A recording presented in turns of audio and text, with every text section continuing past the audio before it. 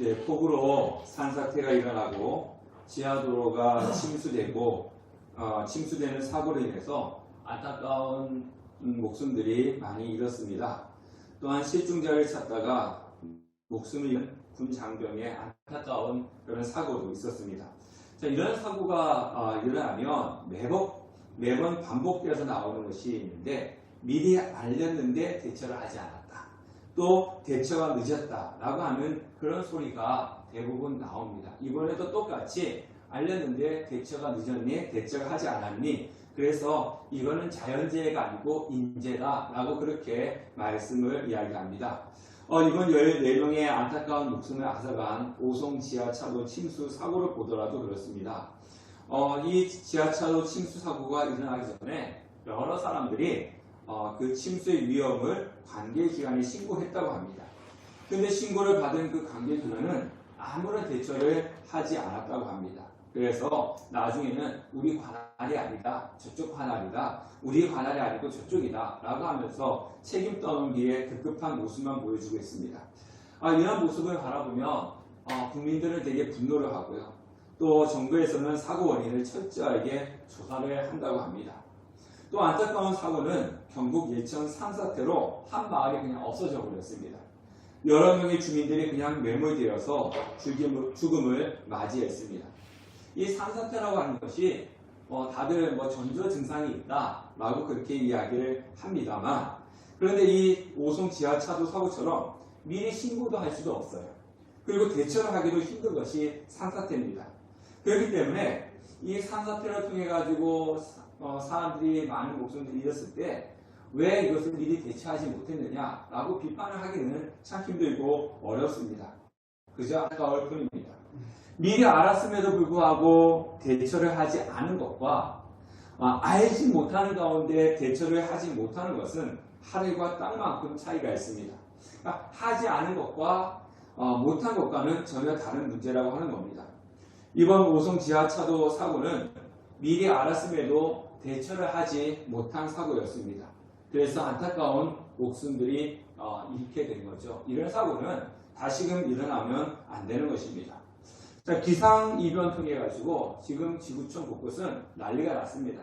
어느 곳은 비가 오지 않아서 또 폭염에, 또 우리나라처럼 비가 갑자기 쏟아져 가지고 홍수가 나고 그런 지금 기상이변이 여러 곳에서 일어나고 있습니다.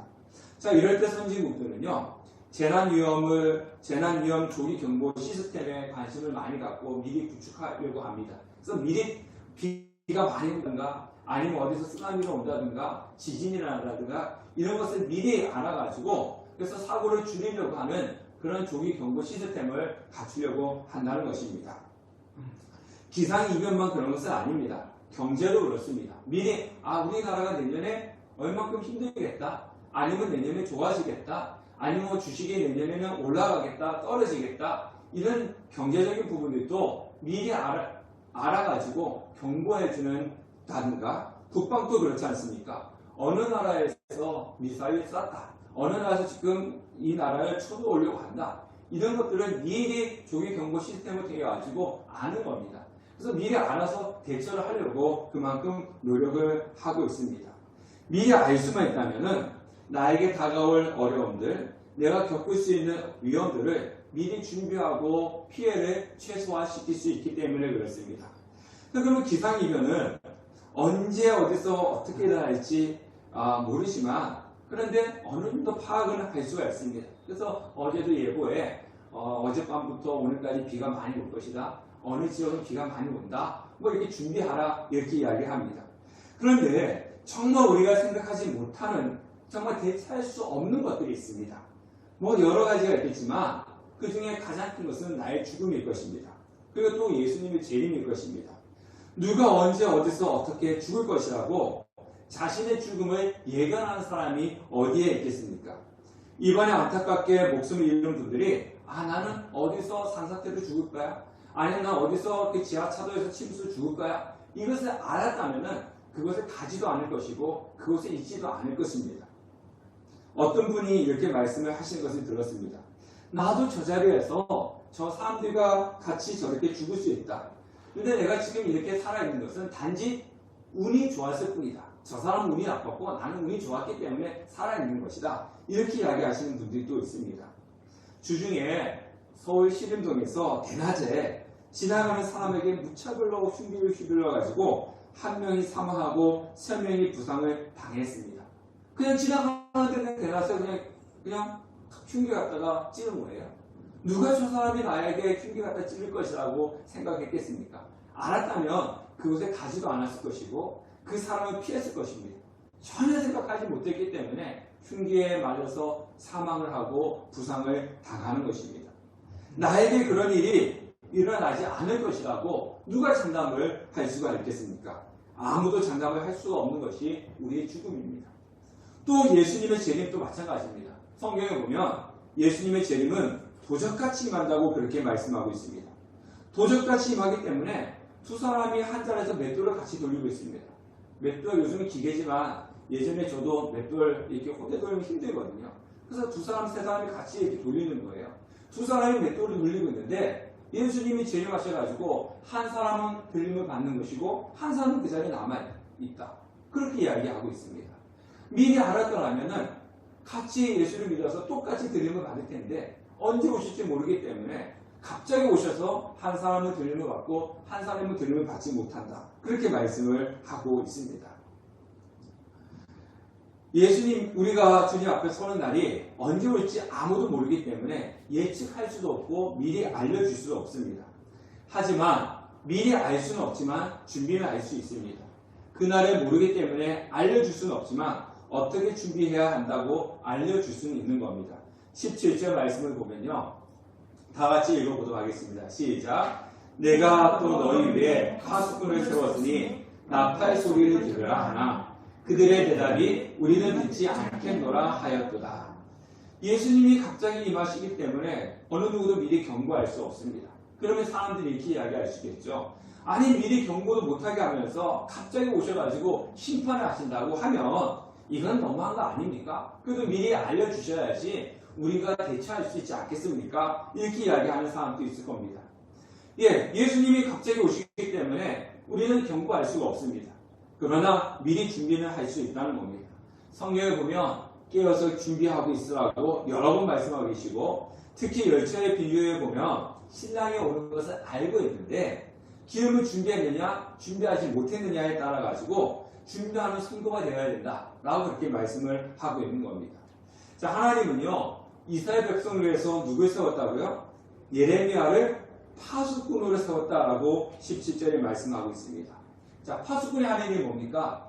높은 곳에 올라가가지고 지금이야 뭐 인공위성도 있고 또 이제 비행기가 있고 그래서 높은 곳에서 미리 어디서 저기 오는지 알지만 예전에는 그런 게 없었기 때문에 높은 곳에 망루를 만들어 놓고 거기 사람이 올라가 있는 거예요. 사람이 올라가서 항상 동서남북을 바라보면서 어디에서 적군이 오는지 그리고 지금 어디쯤 오고 있는지 그 인원은 대충 어느 정도 되는지 그것을 감시하는 사람이 파수꾼입니다. 그래서 그 파수꾼이 항상 그곳에서 이렇게 살펴보고 그래서 누가 오면 쳐들어오면은 미리 알려주는 역할을 하는 것처럼 하나님께서는 예레미야 선지자를 누구를 위해서 이스라엘 백성을 위해서 하나님의 말씀을 전하는 파수꾼을 세웠다는 겁니다. 그래서 파수꾼으로 예레미야가 이스라엘 백성들에게 미리 예고하는 것이 있어요. 그 말씀이 뭐냐면 16절입니다. 자, 16절 다 같이 읽겠습니다. 시작. 여호와께서 이와 같이 말씀하시되 너희는 길에 서서 보며 옛적 길, 곧 선한 길이 어디인지 알아보고 그리로 가라. 너희 심령이 평강을 얻으리라 하나 그들의 대답이 우리는 그리로 가지 않겠노라 하였으며.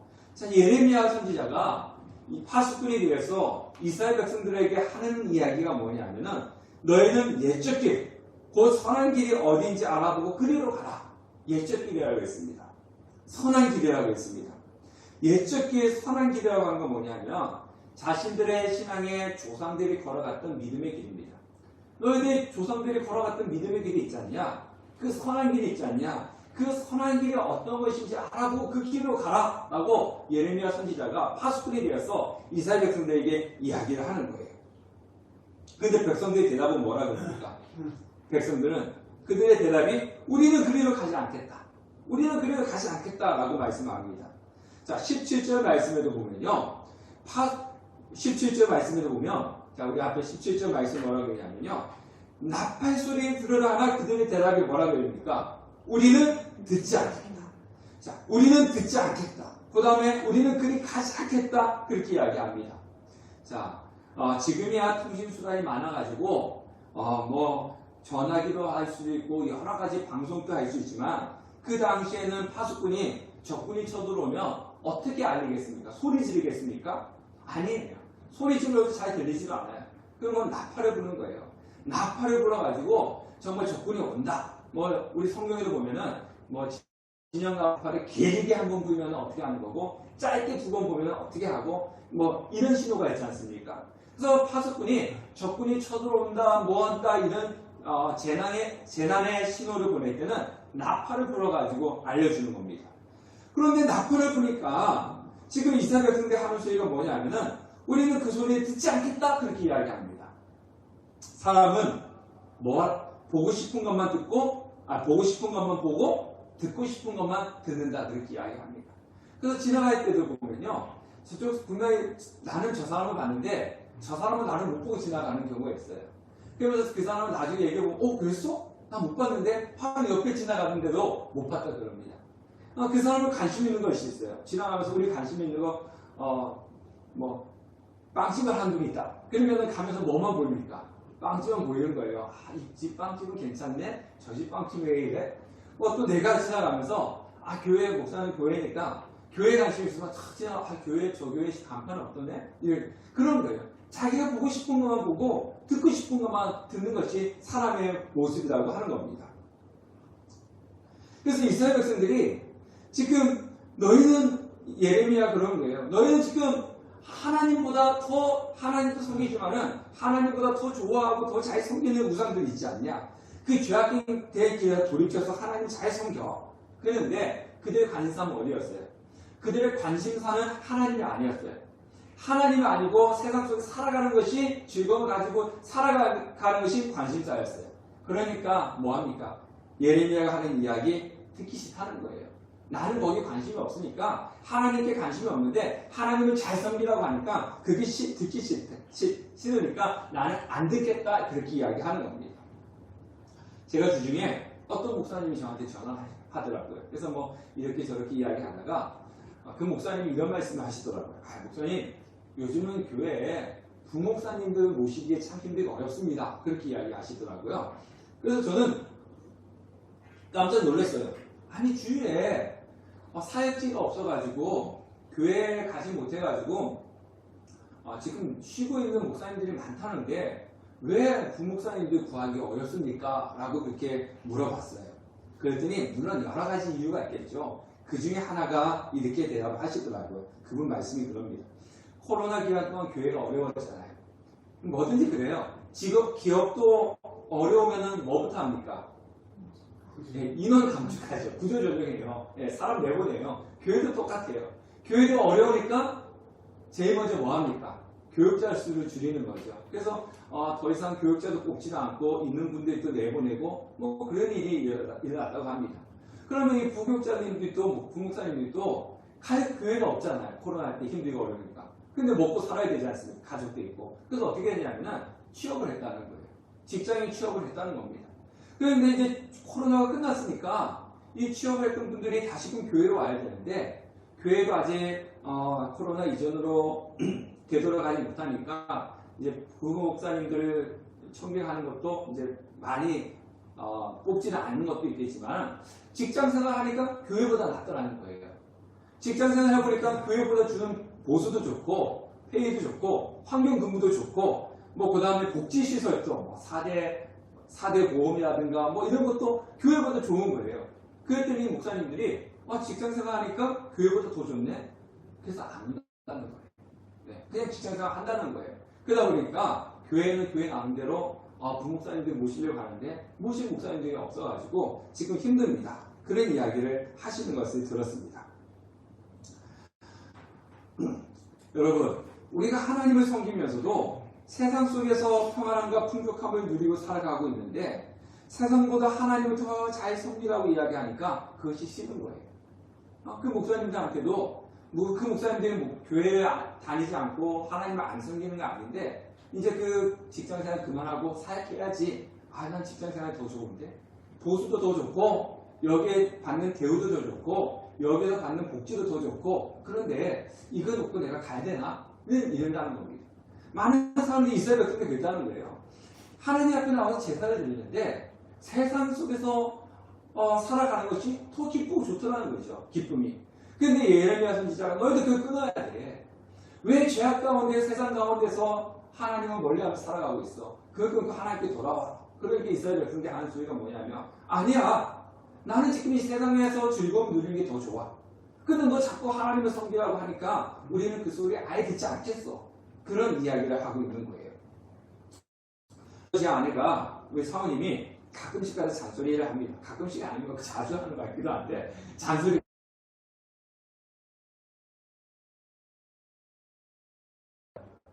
장수하면 이거 이렇게 해야 돼요. 저거 저렇게 해야 돼요. 그런데 제가 그게 하기 싫어요. 그 하기 싫을 때는 어떻게 해요? 그걸 막아버려요. 그냥 듣기 싫으니까 옆에서 막 잔소리하니까 그냥 혼자 막 딴 소리 하고 딴짓 하는 거 하고 그런 듣기 싫다는 거예요. 이스라엘 백성들이 지금 예레미야 선지자가 이야기하니까 듣기 싫어서 난 안 들을 거야. 난 그게 가지 않을 거야. 그래서 딴짓을 하고 있는 거예요. 여러분들도 제가 하나님 잘 섬김을 축복받습니다. 하나님은 여러분을 사랑합니다. 하나님은 여러분에게 힘이 되어 주십니다. 이런 말씀을 하면 듣기 좋지 않습니까? 그죠? 듣기 좋지 않습니까? 그래서 졸지도 않고 눈도 말똥말똥하게 설교 말씀 듣지만 때로는 하나님 똑바로 섬기십시오. 신앙생활 똑바로 하셔야 됩니다. 하나님께 헌신도 해야 됩니다. 하나님께 열심히 드려야 됩니다. 막 이런 거 하면은 마음이 불편하실 거예요. 표정조차도 보면은 기뻐하다가 딱 그때는 되게 긴장하고 막 그런 모습이 보이기도 합니다. 주중에 우리나라에 안타까운 일이 많이 일어났는데요. 새내기 교사가 학교에서 목숨을 잃은 사건이 있었어요. 그죠? 요즘 사회에서는 아동학대가 문제가 되지 않습니까? 그래서 태어났는데 이 아이를 죽여서 냉장고 안에 넣는 일들도 있고 이 아동학대가 문제가 되다 보니까 이 자연히 아동의 인권이 중요시 되었고 그러면서 따라오는 부작용도 생깁니다. 그것이 뭐냐면 교사 인권이에요. 물론 아이들에 대한 인권, 그래서 태어났는데 전수조사 하잖아요. 태어났는데 이 아이가 지금 어디가 있냐 막 찾고 실종되고 사망하고 막 찾습니다. 아이들의 인권 되게 중요합니다. 학대하면 안 됩니다. 그런데 너무 거기 한 곳에 맞추다 보니까 다른 곳에 또 부작용이 생기다라는 거죠. 우리 여기 이제 청년들은 잘 모르겠지만은 우리 집사님들은 그런 학창 시절을 보내셨을 겁니다. 저가 학교 다닐 때 저는 이제 남중남고를 나왔거든요. 남중남고를 나왔는데 남중남고에서 선생님들은 학생들을 체벌하는 것이 아주 흔했어요. 완전히 체벌이 아니라 완전히 구타였습니다. 구타. 아시잖아요. 밀대 걸레 이렇게 자고 이렇게 끌고 다니면서 그냥 사정없이 일명 빠따를 그러지 않습니까? 엎대 빠치 않고 빠따를 그냥 막 때리는 겁니다. 집에 가면 여기 엉덩이가 막 이런데 시퍼렇게 멍이 드는 적도 많이 있었습니다. 그 뺨을 때리는데요. 이 그냥 뺨이 아니라 막 그냥 사정없이 뺨을 막 그냥 뺨이 아니라 뺨때기죠. 뺨때기를 사정없이 막 때립니다. 물론 이것은 잘못된 거예요. 그 당시에는 그렇게 맞아도 아무 소리도 못했습니다. 때리는 선생님들 중에서 일부러 자기 감정이 해갖고 막 때리는 선생님도 있었고요. 또 일부 선생님들은 학생들 성적 올리기 위해서 훈육 차원에 때리는 경우도 있었습니다. 그래서 시험 문제 틀린 만큼 한 문제 틀려서 한 대 이렇게 때린 적도 있었고요. 또 지난번보다 성적이 떨어지면 떨어진 점수만큼 이렇게 때리는 그런 선생님들이 또 있었습니다. 심지어 저 중3 때는요. 담임 선생님이 지금 중3이 쉬는 날이 어디 있어? 그때는 이제 고등학교 올라가서 시험 보고 올라갔거든요. 그래서 막 강제로 야간 자율학습도 막 시켰고요. 주일에도 강제로 학교 나오라고 했어요. 강제 나와가지고 지금 중3인데 어떻게 공부를 해야지 쉴 데가 어디 있어? 강제로 막 그렇게 시켰습니다. 그때는 참 무식했고 학생들의 인권은 없었습니다. 근데 지금 그렇게 한다면 아마 다들 구속됐을 거예요. 네, 구속됐을 겁니다. 지금은 학생 인권이 많이 좋아졌어요. 학생을 무시하지도 않고 모욕감도 줍니다. 근데 너무 좋아졌는데 좋아지다 보니까 부작용이 생기더라는 겁니다. 수업 시간에 학생이 자고 있으면요. 우리 예전 같았으면 너 자, 이리 나와. 막 그냥 딱밤 때리고 막 저기 선생님들이 막 딱밤 때리고 막 이렇게 수업하다가 자고 있으면 막 뭐합니까? 둥대 갖다 막 던져가지고 막 맞추고 있잖아. 그렇지 않습니까? 그죠? 근데 지금은요, 가가지고 잔다고 이렇게 흔들어 깨우지 못한대요. 여자분. 괜히 만져갖고 흔들면은요, 접촉을 하면 성추행으로 고소가 될 수가 있답니다. 그래서 선생님들이 와서 함부로 깨울 수도 없대요.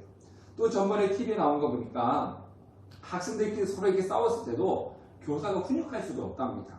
자칫 잘못하면요, 아이 인권 무시로 아동 학대죄로 또 처벌을 받을 수가 있기 때문에 훈육도 제대로 못한다고 합니다. 그러다 보니까 어떤 일이 일어나냐면요, 학생들이 공부를 하든지 학생들의 성적이 떨어지든지 학생들의 인성이 좋든지 안 좋든지 교사들이 별로 신경을 안 쓴답니다. 그냥 자신이 해야 할 일만 하고 만다고 합니다. 그럴 수밖에 없는 환경이라고 하는 거죠. 예전처럼 자칫 잘못해가지고 교사가 좋은 마음으로 불러가지고 너 이렇게 하면 안 돼, 너 왜 이렇게 했어, 막 이렇게 하다 보면 좋은 마음을 했지만 의도와 다르게 징계를 받을 수 있다고 합니다. 그래서 선생님들이 훈육을 하고 싶은데 그냥 알아서 하겠지, 그래 그렇게 해, 그래서 자기 해야 될 거 가르치는 것과 이런 부분만 하고 많은 경우들이 있다라고 그렇게 이야기를 들었습니다. 제가 이 말씀을 드리는 것은요, 지금 우리나라 교육 환경이 이렇습니다 이 이야기를 하려고 하는 것이 아니에요.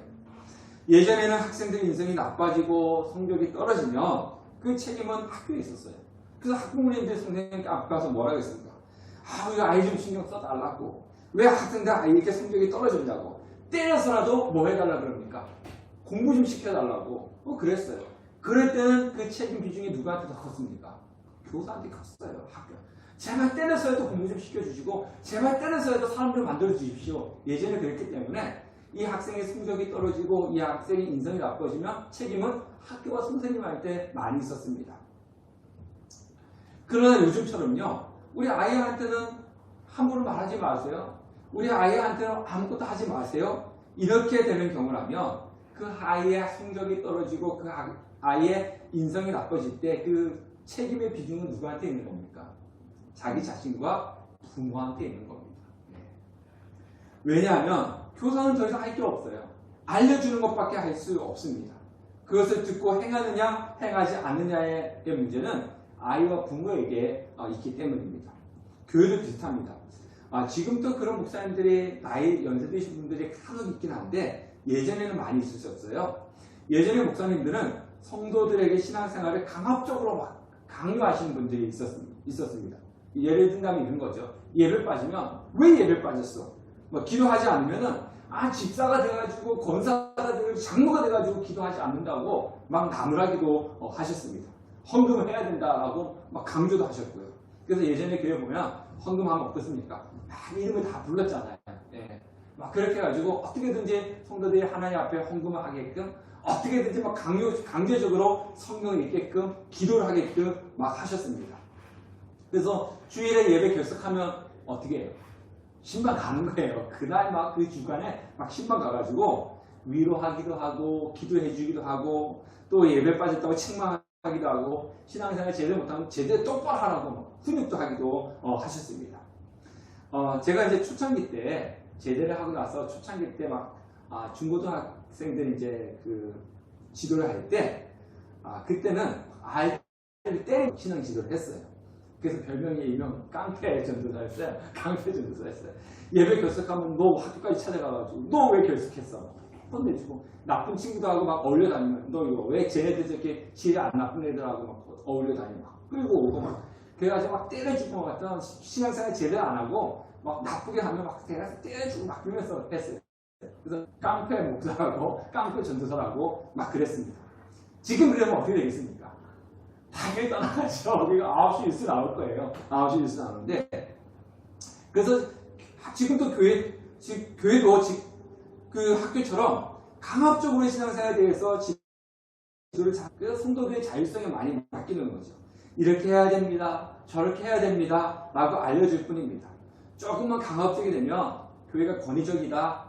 목사가 권위적이다 이렇게 돼버리고 교회를 떠나기 때문에 그렇습니다. 반드시 알아야 될 것이 있어요. 자율성을 주면은 그 책임은 본인한테 있다는 거예요. 예, 자율성을 가지고 있으면 그 책임은 자신에게 있다는 것을 아셔야 되는 겁니다. 자, 파수꾼을 세웠다고 했는데 파수꾼은 유용한 일을 알려주는 역할을 하는 겁니다. 이제 제가 GOP 근무를 군생활 했잖아요. 휴전선. 휴전선에서 하는 군인들은요, 북한이 쳐들어오면은 싸워서 이겨내는 역할은 하지 않습니다. 물론 싸워서 이겨내야 되지만 그것보다 더 큰 임무는 뭐냐면 쳐들어오면 알리는 거예요. 후방에 부대들이 있기 때문에 전방은 오면은 지금 적들이 쳐들어온다 미리 알아가지고 알려주는 거, 그리고 철책이 누가 침투했다 흔적을 발견했으면은 알려주는 거, 이것이 급한 일이지 뭐 싸워가지고 저기 어떻게든지 이겨야 된다, 승리해야 된다, 그거는 두 번째입니다. 우리가 그런 이야기 하지 않습니까? 작전이 실패한 군인은 용서할 수 있어도 경계에 실패한 군인은 용서할 수 없다. 그래서 알려주는 역할을 하는 사람들은 자신이 싸워서 져도 돼요. 뭐만 하면 됩니까? 미리 알려주는 역할을 하면 되는 겁니다. 자, 오늘 성경에 보니까 파수꾼이 나팔을 분다고 그랬지 않습니까? 자, 그러면 파수꾼이 나팔을 불 때는 언제 불겠습니까? 그냥 평상시에 불까요? 아니죠. 무슨 긴박한 일이라든가 아니면 뭐 적군이 쳐들어온다든가 위험한 일이 있을 때 나팔을 부는 겁니다. 그러면 지금 여기서 나팔을 불었다라고 하는 것은 외적의 침입을 알리는 경고의 나팔인 것입니다. 근데 그 소리를 들었음에도 불구하고 무감각하고 아무런 반응을 보이지 않는다면 결국은 어떻게 되겠습니까? 네, 파멸 안 하는 거예요. 막 지금 저기 댐이 터졌는데 댐이 터져가지고 빨리 피하십시오, 빨리 피하십시오 막 그랬는데 그랬나? 이렇게 있다 보면 어떻게 되는 거예요? 그냥 물에 휩쓸려 죽는 거예요. 댐이 터졌으면 경고 사인을 울리고 빨리 피하십시오, 대비하십시오, 대피하십시오 막 그럴 때 빨리 피해야지만 살 수 있는 것인데 그 소리 듣고도 그냥 무감각하게 소리 울리네, 피하라고 하네, 있다 보면 죽을 수밖에 없는 것입니다. 바로 저는요, 이 함께하는 교회 여러분들을 위해서 세우는 파수꾼입니다. 그러니까 저는 해야 할 일이 뭐냐면요, 하나님 잘 섬기십시오. 예, 말씀 보십시오. 기도하십시오. 신앙생활 잘 하십시오. 예수님 오십니다. 준비하십시오. 이것을 하는 거예요. 물론 예전처럼 그냥 여러분들 지금 왜 집사님 지금 읽었어 안 읽었어요? 성경 빨리 듣면 되세요. 이번 주는 몇 장부터 몇 장까지 읽었어요. 기도는 왜 이렇게 할 수도 있지만은 근데 지금 시대가 그렇게 하면 안 되는 시대예요.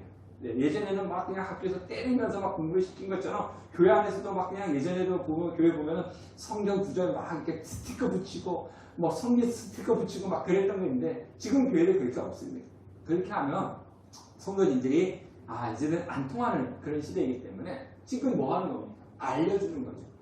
교회 열심히 예수님 믿어야 됩니다. 예배 열심히 드리셔야 됩니다. 말씀 읽으셔야 됩니다. 기도해야 됩니다. 이제는 목사가 할 일은 그것밖에 없는 거예요.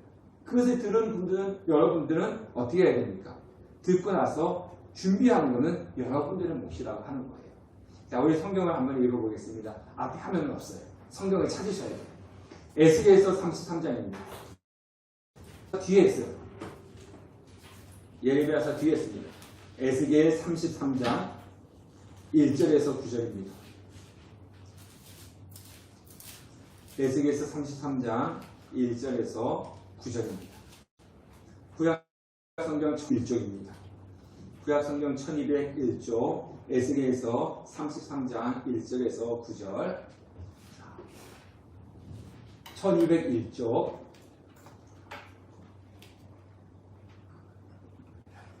다같이 읽겠습니다. 시작. 여호와의 말씀이 내게 임하여 이르시되 인자야 너는 내 민족에게 말하여 이르라.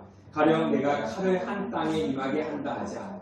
그 땅 백성이 자기들 가운데 하나를 택하여 파수꾼을 삼은 그 사람이 그 땅에 칼이 임함을 보고 나팔을 불어 백성에게 경고하되 그들이 나팔 소리를 듣고도 정신 차리지 아니하므로 그 임하는 칼에 제거함을 당하며 그 피가 자기 머리로 돌아갈 것이라. 그가 경고를 받았던들 자기 생명을 보존하였을 것이나 나팔 소리를 듣고도 경고를 받지 아니하였으니 그 피가 자기에게로 돌아가리라.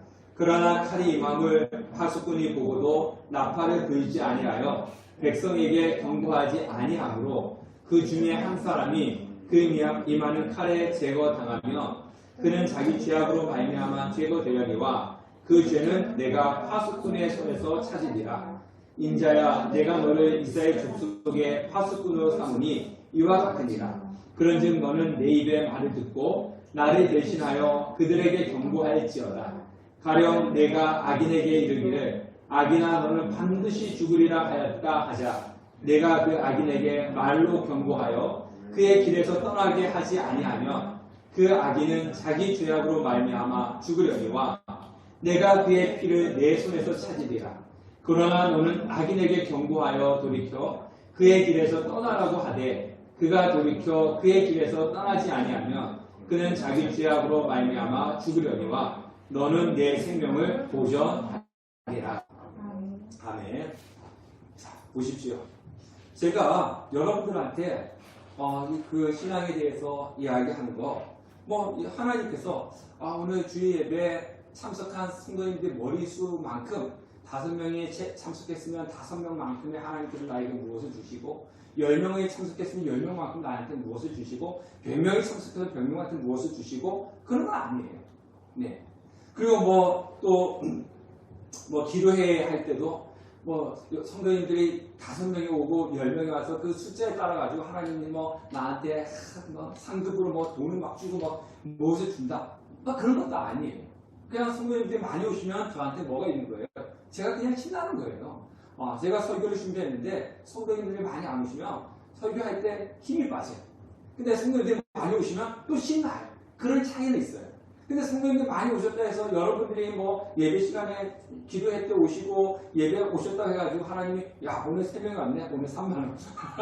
100명이 왔네? 오늘 100만원. 이런 건 아니란 말이에요. 그냥 단지 저는 신나고 힘이 있고 그런 차이만 있을 뿐이에요. 자, 그런데도 불구하고 제가 여러분들한테 자꾸 그렇게 신앙에 대해서 말씀드린 이유는 뭐냐면 오늘 에스겔가 말씀이 나오지 않습니까? 칼이 임함을 보고도 파수꾼이 나팔을 불어가지고 백성들을 경고하지 아니해서 그 백성이 죽으면 그 피값은 누구한테 받겠다는 거예요? 네, 파수꾼 저한테 받겠다는 거예요. 그런데 반대로 파수꾼이 경고 소리 했음에도 불구하고 그 소리를 듣고도 자기가 해를 당하면 그 피는 자기 머리에 돌아갈 거라는 거예요. 그래서 여러분들이 하고 안 하고는 저하고는 별 상관이 없어요. 제가 할 일은 뭡니까? 하라고 말씀하세요.